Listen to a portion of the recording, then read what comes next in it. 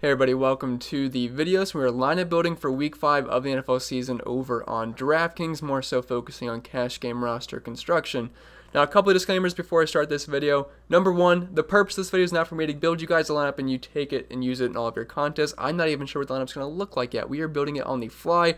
I'm just simply going over a cash game roster construction process of trying to target guys that are going to be pretty high owned, have safe floors, are going to get some volume, they're in a good matchup, and their prices are pretty nice. Because in cash games, we're not trying to take down a cash game. You don't get any bonus points for taking down a cash game.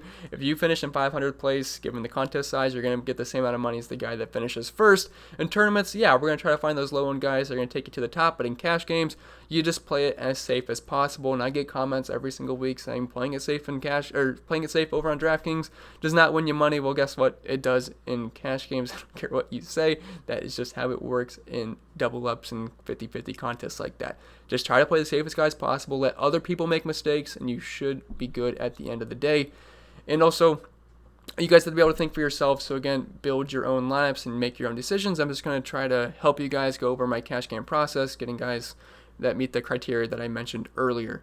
But before we continue, as always, if you guys could just leave a like, and if you're new to the channel, consider hitting that subscribe button. It really helps me out. I really do appreciate that. If you'll follow me on social media, the handle is in the bottom left-hand corner of your screen. And if you want some more content over on Patreon, that's always much appreciated. We got around 300 members. Hop into the Discord chat, and you get access into the entire NFL DFS data sheet and my cheat sheet notes and a bunch of other stuff as well. So links down below for that if you're interested. If not, that's totally fine. Let's just dive into today's video. So for cash games this week, I think quarterback's a mixed bag here. I like quite a few guys up top: Lamar Jackson, Patrick Mahomes, Dak Prescott. I like some guys in the mid-range with Deshaun Watson. I like Matt Ryan. I like Teddy Bridgewater. And I also like Daniel Jones as a cheap option, only $5,400, because a lot of times in cash games, I like using a cheap quarterback if I can, because that's going to allow me to spend up at other positions that I think are a little bit more important in fantasy football, or I guess DFS, like the running back spot, or the wide receiver spot, or even the tight end spot. So what I'm going to do first is we're going to plug in the 3 running backs I think are kind of cash game locks this week, because there's just no way I'm going to sacrifice one of those guys for a quarterback. So the 3 guys I like quite a bit are Zeke, Mike Davis, and Clyde Edwards-Helaire. So we're going to start off with Zeke Elliott. I think you're just kind of locking him in cash games this week. I expect all 3 of these guys to be some of the highest owned players on the slate, and I feel like the majority of cash game lineups are going to feature these 3 guys, and I feel like they're kind of a necessity for cash games this week. And they're all involved in the passing game, and they're also all the teams. They're also all those 3 teams lead rushers, so it makes a ton of sense on what to like these guys. They're all in good matchups. The prices are pretty solid, I think, and also pretty high Vegas totals as well. So we'll start with Zeke here. He's having a pretty good season so far. Not really killing it on the ground. He hasn't topped 96 yards yet, but he's still scoring touchdowns. And what I love most about Zeke this season is that he is heavily involved in the passing game. Now, a lot of this is due to the Dallas defense being absolutely horrendous, and they are playing catch-up. So I'm not really sure if he's going to see like 10 targets this week, because they are 9-point favorites at home. That also sets up really well for a big Zeke game on the ground. I think he's going to get over 100 yards rushing.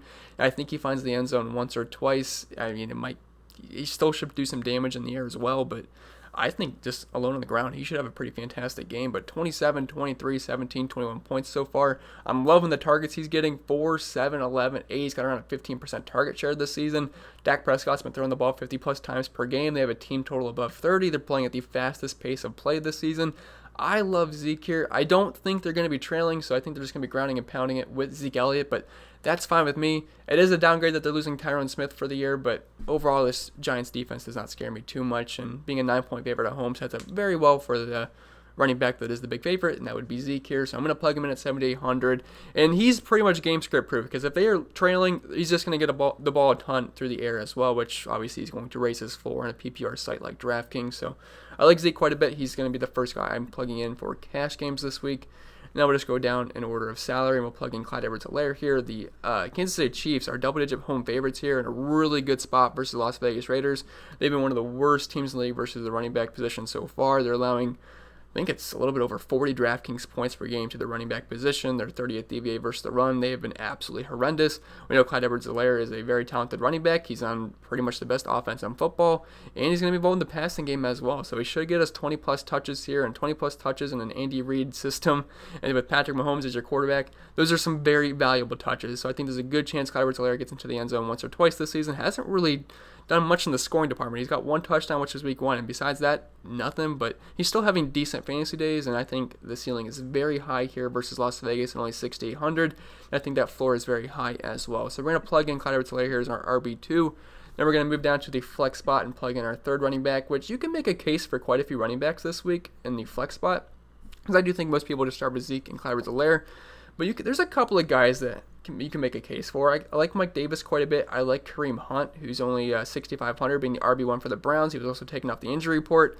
I like James Robinson versus Houston, who's had a horrible run defense so far this season. They're allowing over 160 rushing yards per game so far. There's a couple of guys as well. David Johnson, he's decently cheap, and they got rid of Bill O'Brien, so I feel like there's maybe just a little bit of jolt in that offense now. There's no more B.O.B. there, but I think the guy you're plugging in is Mike Davis. This should be a pretty good game for fantasy purposes, and I think it's going to have quite a bit of ownership as well. It's only a 1-point spread, and there's a 54-point over-under, so it should be a pretty back-and-forth game. And Mike Davis has done just fine filling in for CMC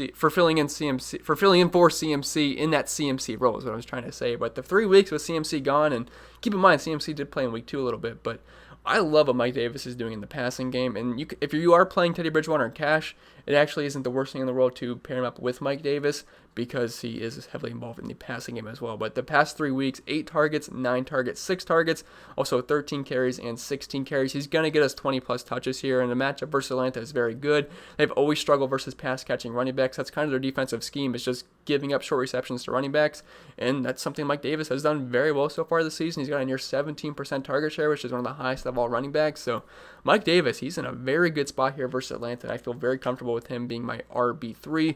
His price has risen each week. It's went from 5,100 to 5,700 all the way up to 6,400 now.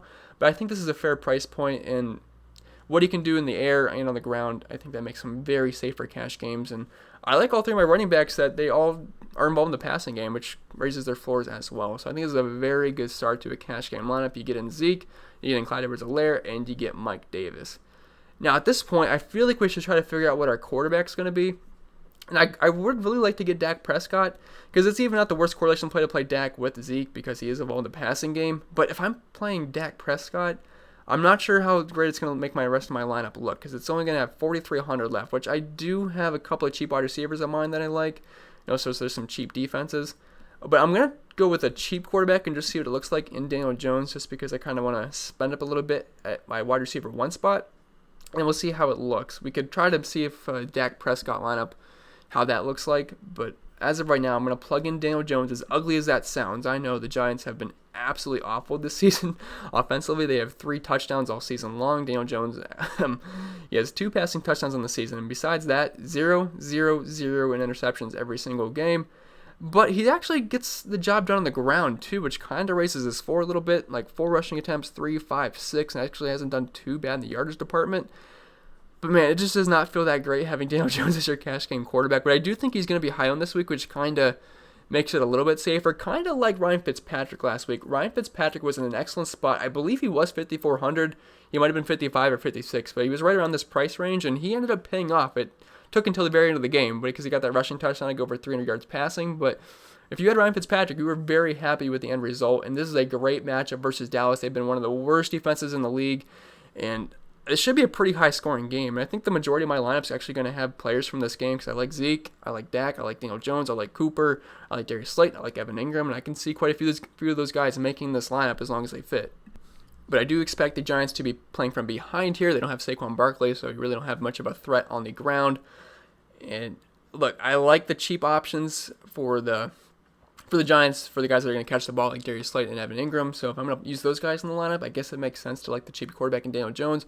He does not have to do much to hit value here, and with them being 9-point dogs on the road, I think he should be fine. I think garbage time will suit him well, and I think he can get us 200-plus yards and 2 touchdowns, and I don't think you're going to be too upset with the end result. So Daniel Jones, unfortunately, we're going to plug him in.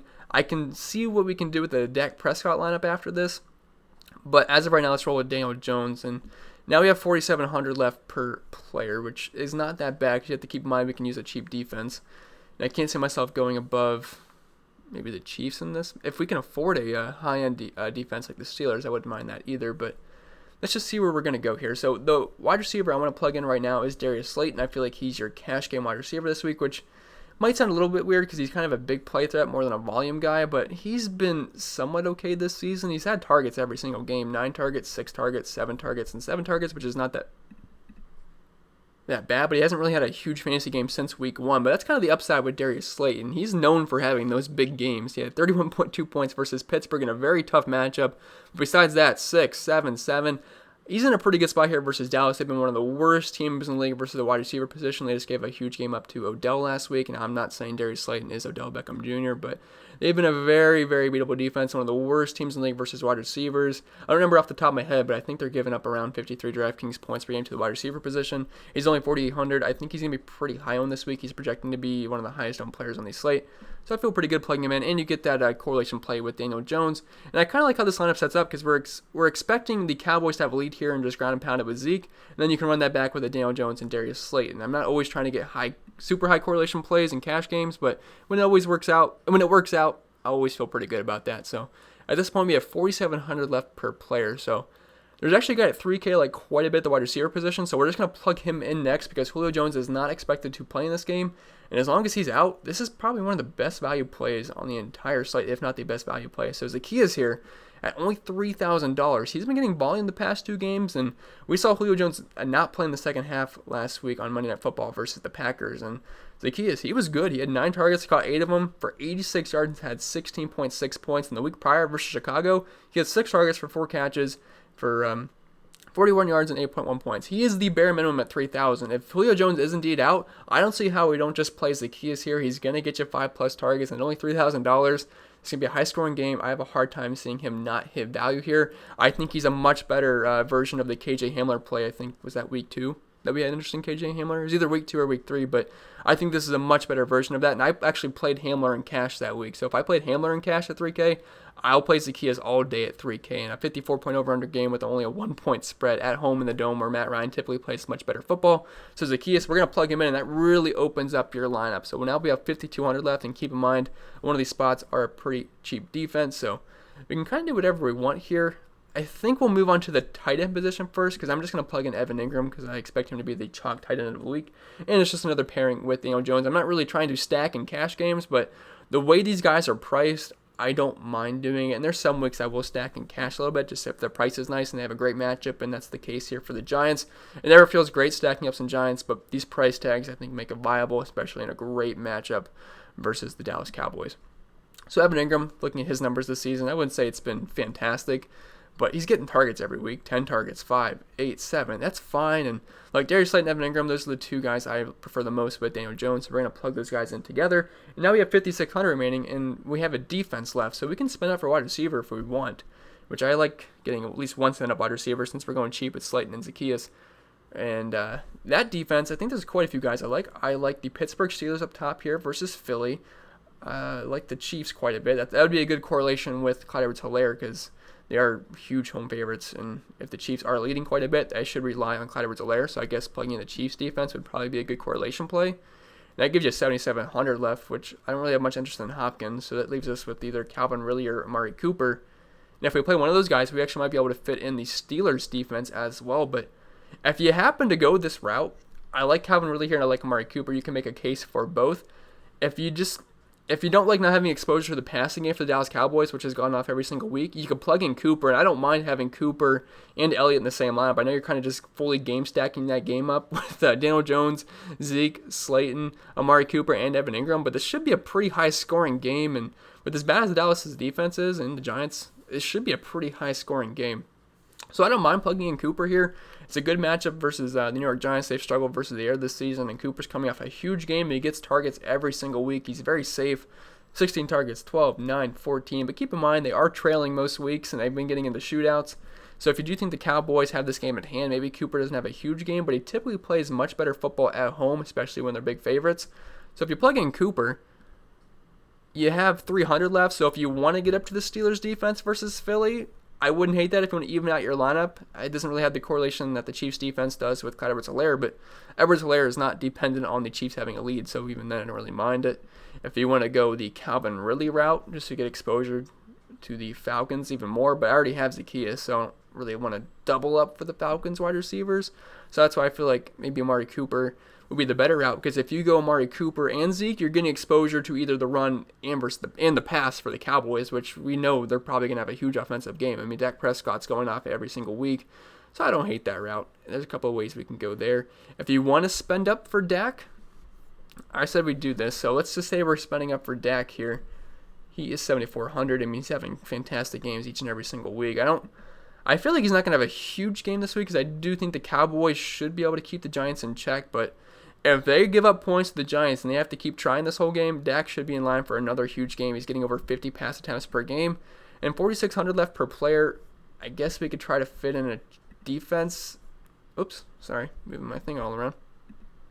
But we could probably get the Chiefs in, or maybe even the Texans, which I think are going to be the chalkier defense this week. Now, I don't think the Texans defense is very good, but they are, 5.5 point home favorites, so I guess that's fine. So if we plug them in, we got 6,600 left. We could go with, I'd really like to try to get a guy like Amari Cooper in, so I'm not really sure who I'd 100% go with here. I mean, you could take out the Texans defense, play around with that, maybe fit in the Chiefs just so you get that correlation with Clyde Edwards-Helaire. You got 5,700 left.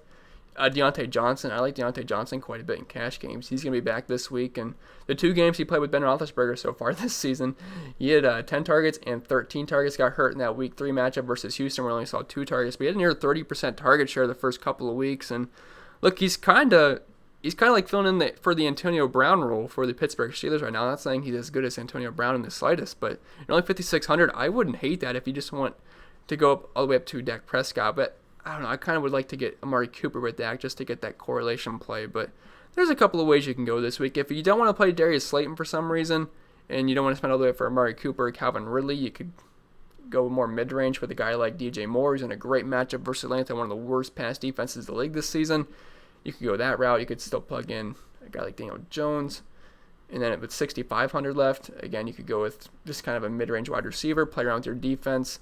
I actually think if you go with the Houston Texans defense, you'd be able to fit in a guy like Amari Cooper here at 7,400. So you could go that route as well. But there's a couple of ways you can go this week if you want to spend it for quarterback. It shouldn't be that hard given all the cheap options we have at wide receiver. And we also have plenty of cheap, I forgot what I was going to say. But we have cheap options all around to be able to do whatever pretty much you want this week. And Zacchaeus, if Julio Jones is out at only $3,000, that's one of the easiest value plays in the entire season, in my opinion. But that's pretty much going to be it for the video, guys. Hopefully that was helpful. There's a couple of routes you can go this week, so you're just going to have to see what you feel most comfortable with and what lineup you like the best. But I hope it was helpful. If it was, make sure you leave a like. And if you're new to the channel, make sure you hit that subscribe button. It really helps me out. I really do appreciate that. I will try to get my core plays video up this afternoon / this evening. I'm going to have it up earlier than usual because quite a few guys I'm kind of locked in this week, and hopefully you guys are going to be looking forward to that. That's usually my most video every single week, so I know you guys prefer that video more than anything. So I appreciate you watching, and I'll see you guys in the next one.